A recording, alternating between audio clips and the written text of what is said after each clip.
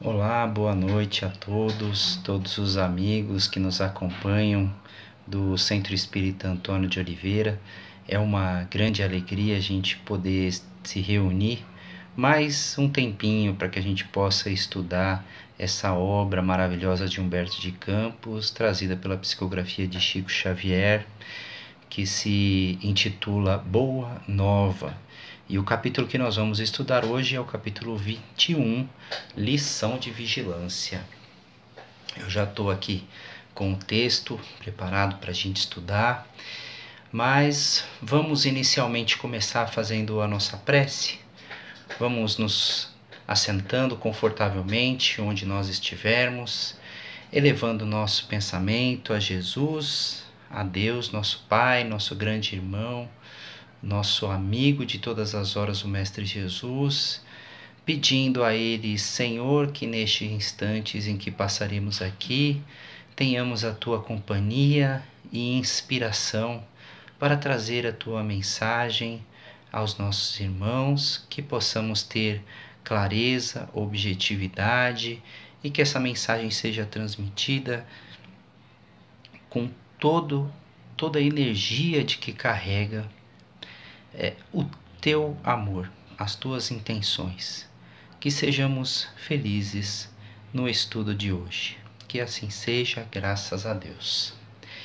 Hoje, então, como já falei no começo, nós vamos estudar esse capítulo 21 do livro Boa Nova, de Humberto de Campos, psicografado por Francisco Cândido Xavier.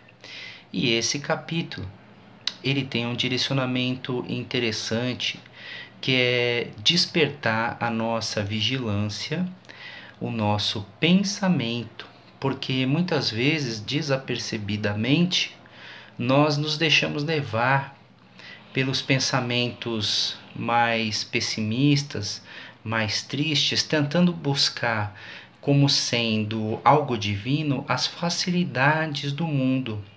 E parece para nós, muitas vezes, que ganhar benefícios materiais ou ter mais tempo de descanso, de tranquilidade, é uma bênção divina, né? Porém, Jesus alerta aqui nesse capítulo aos seus discípulos, aqueles que caminhavam a seu lado, alerta que muitas vezes nós interpretamos de forma equivocada essa benesse que vem de Deus, porque nós entendemos que a folga, né, as facilidades são benefícios divinos, quando na verdade as dificuldades que enfrentamos diariamente é o que realmente nos faz evoluir espiritualmente, e que nós devemos ser sempre atentos para as luzes dessa vida espiritual, muito mais do que as facilidades da vida material. Mas vamos entender como que foi a didática de Jesus explicando isso para os seus discípulos. Não esquecendo que os discípulos que seguiam o Mestre eram aqueles que estavam mais próximos dele, que viam efetivamente as suas lições, que viam o seu comportamento, que viam aquilo que ele fazia, aquilo que ele falava, aquilo que ele acreditava. Ok? Mas vamos entender. Era chegado o momento, então, que Jesus estava próximo do seu retorno à pátria espiritual. E ele tinha a grande missão agora de deixar os homens que o acompanhavam, os seus discípulos, mais fortalecidos para poder levar a sua mensagem e continuar cuidando do mundo com tudo aquilo que ele ensinou. Pois bem, aproximando-se então da sua passagem pelos caminhos da terra, reuniu seus 12 discípulos e a fim de lhes consolidar nos corações o santificado princípio da sua doutrina de redenção, para poder trazer o ensinamento. Jesus então olha para os seus companheiros e ele quer saber deles o que os homens, o que dizem os homens a meu respeito. terão compreendido a substância das minhas lições? João então diz que os homens tinham entendido que Jesus era Elias reencarnado. João tinha essa confiança de que Jesus era Elias reencarnado. Simão, o Zelote, Simão Pedro, disse que os homens acreditavam e diziam para ele que Jesus era João Batista ressuscitado. E para Tiago, diziam que Jesus era o profeta Jeremias. E então Jesus faz a seguinte pergunta: e para vocês que convivem ao meu lado, quem sou eu? Simão Pedro então revela a sua verdadeira sensibilidade com relação a quem é o Cristo. E ele diz o seguinte: tu és o Cristo Salvador, Filho de Deus vivo. Bem-aventurado sejas tu, Simão Pedro. Jesus responde, dizendo que ele realmente sabia da verdade e que a vontade que Jesus tinha era de dar a ele a condução dos seus ensinamentos, porque ele tinha percebido, além dos homens, de que Jesus não era alguém que volta do passado, era alguém que chegou para poder trazer conhecimento, explicações para as pessoas. Tá? Mas assim, nesse contexto, Jesus então explica que esse vai ser o momento que ele vai precisar de maior cumplicidade dos seus discípulos, porque estava chegando a hora que ele viria, que chegaria o momento do seu sofrimento, o momento do seu sofrimento, o momento do Calvário, como nós conhecemos normalmente, que foram as provações físicas que Jesus passou depois da humilhação diante da população, onde preferiram libertar um bandido, ou uma pessoa de má vida, do que libertar Jesus da prisão. E ele vai carregando a sua cruz até o Calvário. Foi assim que nos contam os evangelistas, de como que foi os momentos finais de sua passagem aqui pelo planeta Terra na vida física. E ele está alertando aos discípulos ali naquele momento que ele vai ter que passar por essas provações. Mas veja só, mesmo Pedro, que diz ter reconhecido que Cristo era o Filho de Deus, o grande Salvador, o homem de toda a verdade, de todo o coração, de toda a bondade, ele não compreende por quê. E ele pergunta, mas se tu és Jesus, enviado de Deus, como é que pode então passar por tanto provação, por tanto sofrimento? Não pode ser assim, não é possível que Deus permita que o seu enviado que veio trazer a sua mensagem passe por tanto sofrimento dessa forma. E Jesus responde a ele de uma forma direta e muito contundente, dizendo: Pedro, então você não entendeu nada da minha mensagem. Eu não vim aqui para ter as facilidades do mundo. Eu vim aqui para determinar exatamente isso, o que é a nossa vida, a resignação pela qual nós devemos ter em todos os momentos da vida, em todas as situações, e a confiança em que nós devemos ter para Deus na sua justiça e na sua verdadeira misericórdia.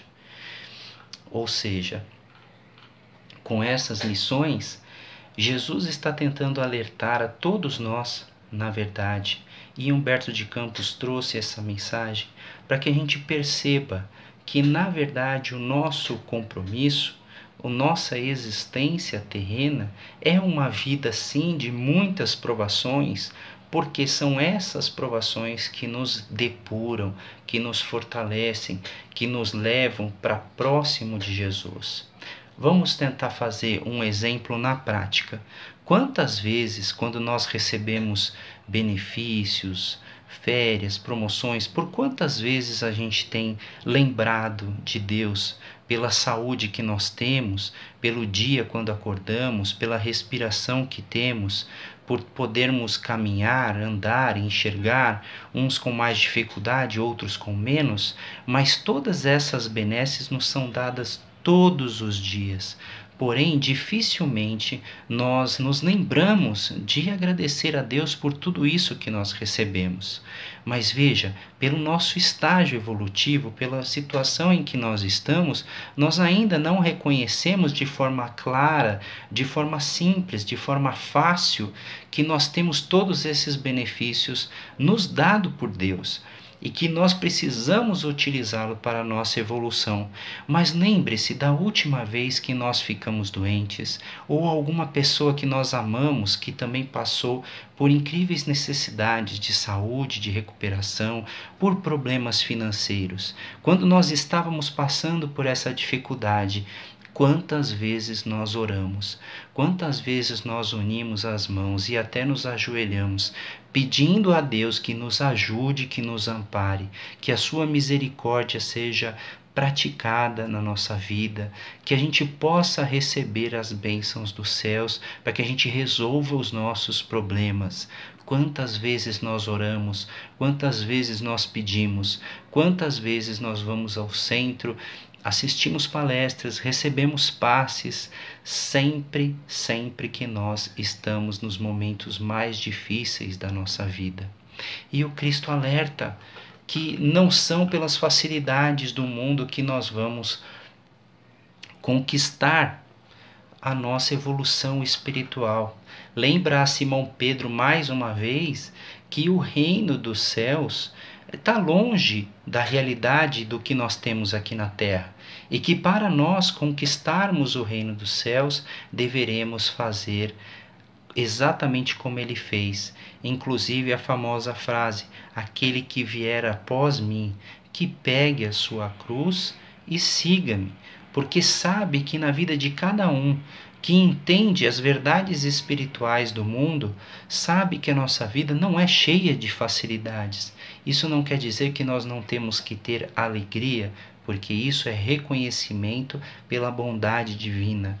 Isso quer dizer que nós temos que enfrentar todas as situações com coragem, com força e acreditando que essa situação está nos levando para um patamar evolutivo maior.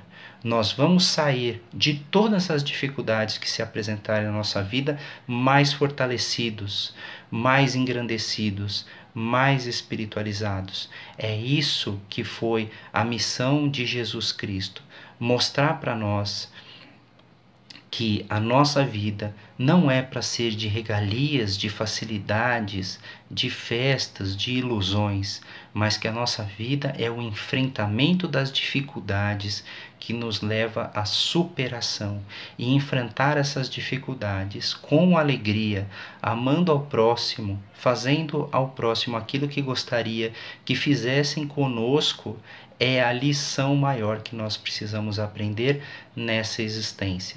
Praticando essa existência, praticando essa lição de amor, é que nós vamos sair do outro lado, ou seja, no final da nossa existência física, nós vamos acompanhar Jesus nas esferas superiores, cada vez mais caminhando ao seu lado. Eu desejo então muita paz a todos e que possamos agora fazer as nossas vibrações por todos aqueles que estão nos hospitais, que estão necessitando de coragem, de força, de entendimento, de fé, de confiança. Senhor, que eles possam ser neste instante imbuídos de todo o teu amor, para que eles sintam a presença divina que paira sobre nós, que nós não estamos largados ao acaso e nós pertencemos a um grande núcleo de aprendizado, uma casa, uma escola que é o nosso planeta Terra, que vamos passar por todas essas dificuldades e sairemos vitoriosos e felizes por termos passado por tudo isso. Sentiremos saudade de todos os momentos mais delicados de nossa vida quando estivermos próximo do momento do nosso retorno à pátria espiritual, reconhecendo que tivemos uma vida digna, dedicada, de muito aprendizado, e que esses nossos irmãos possam sentir essa tua lição de paz, de sobriedade, de equilíbrio. E assim, Mestre, te agradecemos pelas tuas lições, pelo teu aprendizado, por estar conosco hoje e sempre, por caminhar ao nosso lado. Que a tua paz esteja conosco por toda essa semana e até o nosso próximo encontro.